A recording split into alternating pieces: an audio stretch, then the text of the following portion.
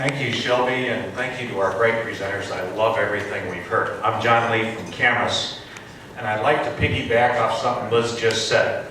The Glenn Jackson Bridge actually opened in December of 1982, and at that point in time, they actually had a plan to build the next bridge. You were exactly right. I'm an airline pilot. I travel all over the world. I love chasing Kevin and all the amazing places he's been. Every major city in the world has a ring road, a way to avoid the congested inner corridor. And I've been in many all over the world as an airline pilot, and it only makes sense because not everybody wants to go through the core of downtown.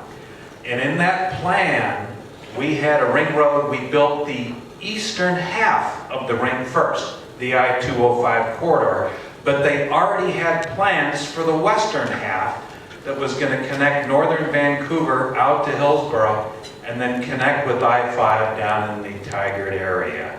And sadly, our regional transportation people refused to build the western half of that ring.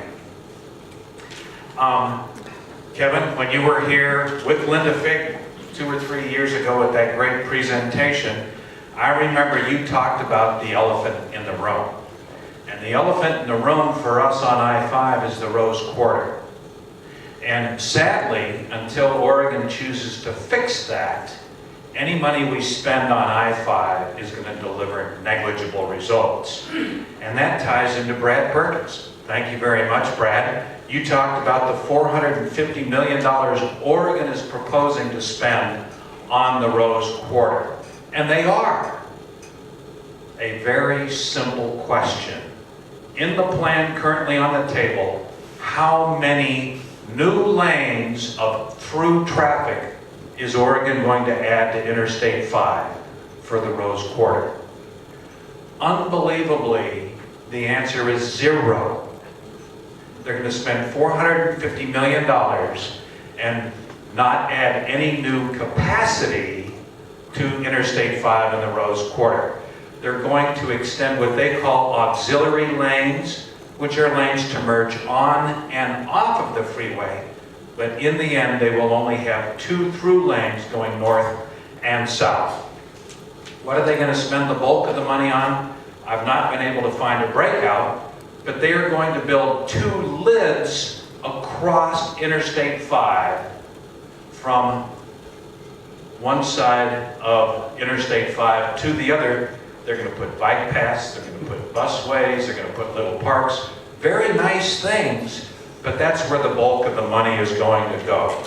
And so when you hear people talking about focusing on I-5, the sad reality is if you ask about, well, how are they going to fix the elephant in the room? They'll say, oh, Oregon's got to fix, they're going to spend $450 million. The sad answer is they're going to add no new capacity, and therefore it's not a fix.